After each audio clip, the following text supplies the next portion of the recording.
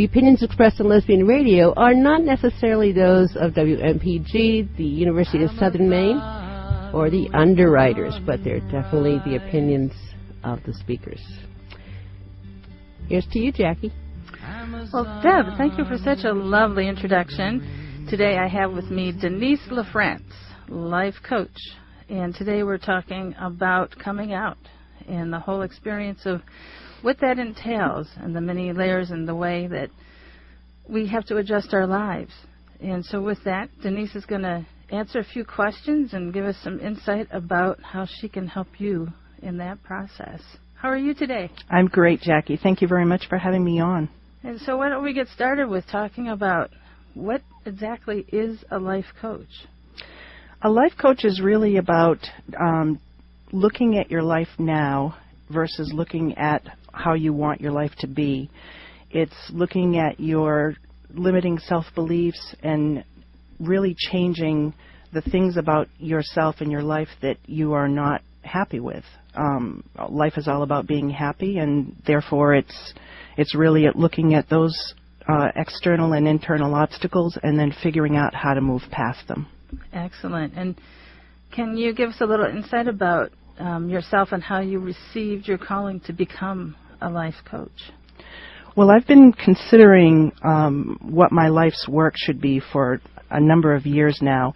I have really wanted to do something that makes a difference in the world, and I had the advice of a friend who told me that she thought I would make a good coach, and I honestly didn't even know what it was, so I started researching it and ultimately hired a coach myself, and through the process of working with that coach, thought, geez, I think that might be a really good fit for me. And so I had a lot of fear around it, but, I just jumped in, and it has really, really felt right for me. So I think I really love it. So I'm glad. That's perfect, because when you find something you love, it becomes a more natural process of more organic rather than an effort to try to accomplish something. Rather, you're following a fluid flow of instinct. Right.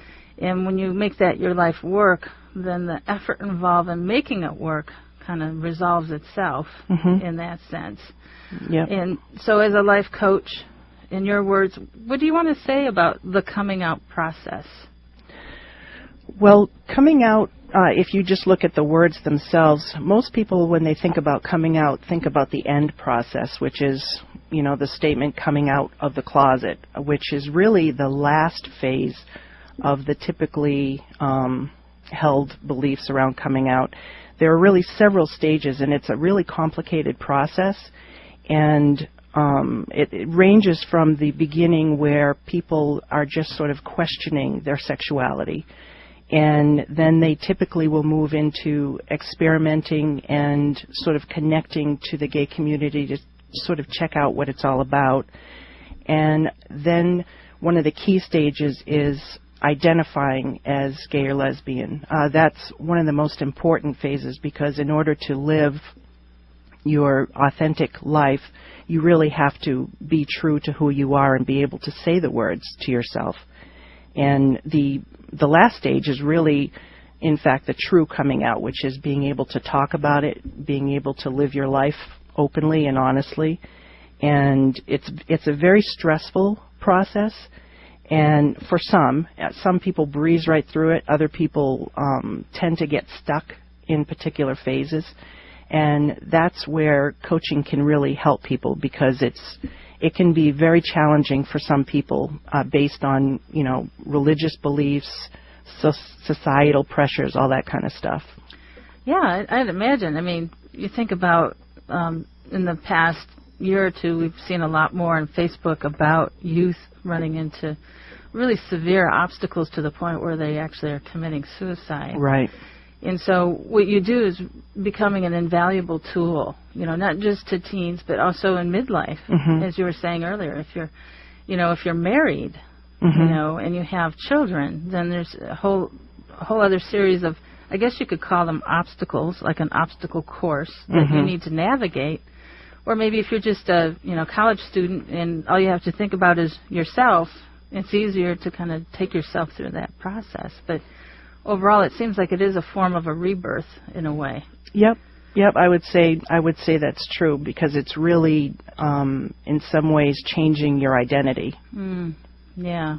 And can you name a few good examples of what are common obstacles that people, a woman coming out would encounter? Sure. Well, depending on where you live, there are real social pushbacks for some people. Some areas of the United States, it's really not even safe at all. Yeah. We're really lucky here in that overall, I think we live in a very warm and welcoming community. I think we still have a way to go, but the social stigma for some people is still a problem. Possible negative family reactions is always a concern to people, because you just don't know. I think a lot of parents have concerns for their kids. It's not based around the fact that they don't want them to be gay. It's based around the fact that they don't want their lives to be difficult, and because of the social stigmas going around, I think that's where some of the concern comes from. And then, of course, there's the work factor, and it's whether you're able to be out at work, whether you're able to talk about your life when other people ask you about what you did, whether you feel like you have to hide. That's really difficult. So those are some of the common challenges that really go across all age groups. Yeah, and I think so, more so than ever, we have more support groups, but naturally there still are segments of our society where that's not so easy. But, the social networks make it a lot easier for people to reach out, in addition to the idea that, they can find each other using the Internet, in different ways. But, and also, what you mentioned, too, is that some of the social stigmas that we forget about because they're so there that we forget. It's like remembering where the couch is in the middle of the night with the lights out, but then all of a sudden you stumble into it. And so there's those certain obstacles that present themselves in the coming out process. And so, I think as a younger person, those obstacles are easier to navigate. But, Denise and I were talking earlier about how my coming out process was a lot different than hers. I was 17. I was lucky. I already was working at a women's crisis intervention center. So I really had what I think is a rebirth with lots of midwives all around me. I felt very fortunate when I look back. And then, of course, as an adult, there's layering. There are times where when I lived in Arizona, man, I was a lot more closeted than I had ever been, to the point where I even changed my hair. Wow. Because I wasn't sure how I was going to be received. There's some, like, you figure out where the liberal bastions are, where the in a desert, where the oases are. But in the same token, you have to be able to acclimate and be self-protecting. And so in your experience, I think yours is very enticing, because I think your experience really embraces a lot of women in our age group. Right. Do you want to talk a little bit about what yours was about? Sure. I was married for 9 years to a really great guy, and all of a sudden, really, my life imploded. I met somebody who I fell deeply in love with, and there are so many feelings that go along with coming to that sort of self-realization when you're later in life, because you've typically been in some sort of heterosexual relationship. I had 2 young kids who I had to consider, but I also know myself and know that I couldn't continue to live a lie. And, it really was the hardest thing I've ever been through. And for me, at the time, the only thing available to me back then was therapy. And in retrospect, I really didn't need therapy. I really needed somebody who could really just sit and help me process what was happening to me and get to know myself again. Because while I'm exactly the same person, there's also a whole new side of me and a whole new wonderful connection to it, a fabulous community that I never had before. And unfortunately, I lost some very dear friends because they couldn't come to grips with how things were. And, you know, there's a lot of hurt. There can be a lot of shame. You know, there are a lot of things that really prove themselves to be big challenges when you are coming out midlife. And when I initially started coaching, I really felt a strong need, because of the kinship of it all, to really reach out to midlife women, just because I so understood the issues. Exactly. And then there's the whole component of having 2 offspring. Right. Yeah. Do you want to talk a little bit about how that was at the time? Well, I mean, they were so young. You know, I don't really think they understood why I was leaving the marriage, and because of their age, it's really not something that, you know, we talked about back then. But, you know, over the years, we've dealt and talked about everything, and fortunately, my kids are great, and they're very welcoming, love my partner, and, you know, it's been a real growing experience for them and for me. And were they in school when all this happened? Yes, one was just starting. One was in kindergarten, and one was in, I think, 2nd grade. Okay, so it wasn't so much how they explained themselves to their peers in class. It wasn't a non-issue pretty much at that age. Back then, it was, yeah. And it gets more complicated the older kids get, because, you know, part of what people forget about when you think about coming out are the families of the person who are coming out. And, you know, PFLAG, organizations like that are just fabulous, because, you know, it's easy to forget how difficult it can be for the family of those coming out, because when you're coming out, you've had time to process it internally, typically for a while. Right. But the family, you know, is told, or, you know, it's revealed, and unfortunately, you know, sometimes it really takes people time to process it. And again, that's where it's really valuable for people to have somebody to talk to. And can you, I'm trying to reach back into the cobwebs of my mind of, can you tell me what the acronym PFLAG is? I'm trying to, it's like parents. Parents, let's see. Parents and friends of lesbians and gays. Thank you. I'm embarrassed it wasn't coming to me. That's fine. That's fine. I had just written it down. So. Thank you. Well, and the idea is, you know, we have synaptic gaps all day long. I just happen to have one on the air. It's the perimenopausal brain is what I keep calling it. Well, and that's, I think, I remember way back when, maybe 10 or 15 years ago in San Francisco, watching the lovely gay parade that happens every summer, and seeing PFLAG. And because I hadn't had children or had never really was married in any capacity, I remember looking at them kind of sideways, wondering, who are these people? What are they about? They look happy. And it looks, oh, look, there's mom and dad. Oh, okay, I get it. You know, so it sounded like they served you at a point, at a time of need.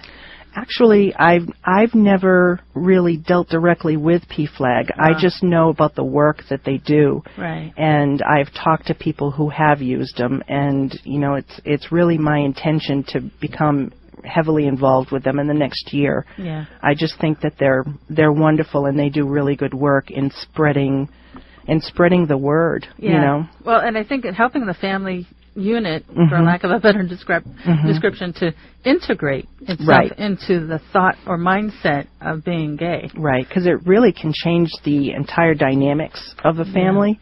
And, you know, it's all about really being able to voice your feelings about things, because that's how things are processed.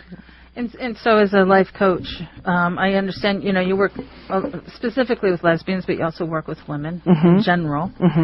And so as working with a lesbian, how do you perceive yourself in a life coach situation as opposed to, say, a straight woman who just would like some life coaching? Right.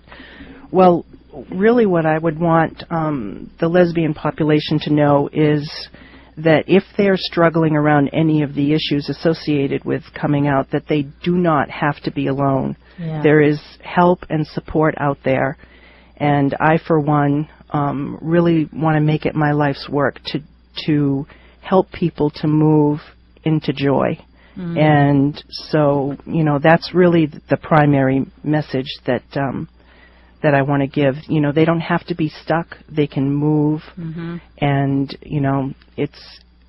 it's just something I think people really have to be able to embrace. Exactly. Yeah. Well, and I think back, in the 70s and 80s, there were like two places you could possibly go to find other women, which was a lesbian bar. Yep. Or a bar that had gay night. Gay night? Like one either one day a week or one. I see what you're saying. And it was a straight bar, but then they had gay night, right? That's lesbian night, or something like that. Yeah. And so now with the whole beauty of, it seems to me, with the whole queer community, is that we're having more venues to find each other. Yep. And so it's, I think maybe in the 80s or 90s, a lot of lesbians realized they were becoming alcoholic. Yeah. Just trying to find people at bars. You're right. But the idea now is there's so many more venues available. So what are good ways that people can locate Denise? Sure. Well, I mean, one of the groups I really wanted to highlight around that, because I've been a member for several years now, and I just think that they're fabulous for that reason, is a group called Meetup. It's the Portland Lesbian Coffee House. If you go to meetup.com, there's a place where you can actually just put in your location, and it will find groups for you. And you can, if you put in the word lesbian, it will find groups for women or for men, whichever the case may be, in your zip code area. And what's fabulous about this group is that no matter what your interest is, there's something going on. There are, book clubs for people over 60. There are, hiking groups. Anything you want to do, this group forms a plan. And if there's something you want to do that's not already being done, you suggest it, and all of a sudden there are, people who are chiming in who form a group, and you go see a concert together. So it's a great way for people to connect. Excellent. Well, we're narrowing down to our last 5 minutes already. Wow, we're that getting was there. Fast, huh? I tell you, time flies when you're having fun. And one of the main questions I wanted to really nail is, because I'm the sort of spiritual leg of lesbian radio, one of the questions that I tossed at you, and you wanted to think about it a little bit, was how would you describe how this process of actualizing your truth feed and heal your soul? Well, I guess I would say that I think, as I said before, being truthful about who you are and accepting who you are and loving yourself can do nothing but feed your soul. So I think, it's if you try to live your life in truth, and you try to sort of follow the golden rule around, treating others as you would like to be treated, and also accepting that, you and I are both exactly where we're supposed to be in this minute of our lives. And we will always grow, hopefully, and we will always learn to be better. But I think being true to who you are will bring you all of the good things that life has. Well, and my personal theory is that lesbians are going to save the world. I won't disagree with that. All right. So we're going to take a minute for a break. Well, actually, I have a question. Oh, lay it on us, This baby. is Deb. Denise, I'm wondering, is the process of coming out, you talked about coming out for, sexual orientation, is the process any different, or how does the process differ, I should say it that way, for instance, bi women, for women coming out as bi? Well, I think the issue that I think bisexual women come up against is, a lot of times, my experience has been that they're not fully accepted into the lesbian community if you're bisexual. I think that there's an additional difficulty for the bisexual community because, you look at the gay community at large, and there's a certain camaraderie and support system within that community. But if you identify as gay and you speak that truth out loud, there are a lot of lesbians who don't trust that. They don't necessarily want to risk being in a relationship with someone who can easily go back to a man, should they choose to. That's something that I've noticed that has been an issue for bisexual women. And for trans women as well? Honestly, I don't know a ton about the trans community, so I really can't speak to that. Thank you. That was pretty illuminating. I wondered about bi women coming out and how that all worked. Well, and I think that kind of segues into the whole issue around, having healthy boundaries and knowing where those boundaries are coming from, because boundaries connotate separation when, in fact, boundaries may be welcoming. Mm-hmm. And so, for me, Deb's last question about, accepting trans women, it's just a level of education that still needs to unfold. Mm-hmm. And I think because it's becoming more common, even though I'll just use the latest celebrity, Chaz Bono, went from female to male. Right. But was a lesbian. But the idea is just understanding the whole element of spiritual initiation that has to come out of actualizing your truth. Mm-hmm. And to bring it into affinity, into living your truth, which you were saying in the beginning. The coming out process has a lot to do with becoming spiritually balanced, as a spirit and a body. Right. And so if people want to track you down, how are they going to find you, Denise? Well, I have a website, which is Emerge Into You. So it's all spelled out, emergeintoyou.com. And my phone number and email address are there. And I would love to talk to you. I offer a free complimentary session for the first session, and we can chat and see if I can help you and if we're a good fit. And that is totally up to you. The client is always in the driver's seat. And I can testify because I am. She can testify. I'm not only a friend of Denise, but I'm also a client. I love it. I love the work. I love the support that Denise offers. I feel stronger, better, more solidified, and grateful. Thank you. Thank you. This is a lovely show. Yeah, I've had a lot of fun. Thank you. All right.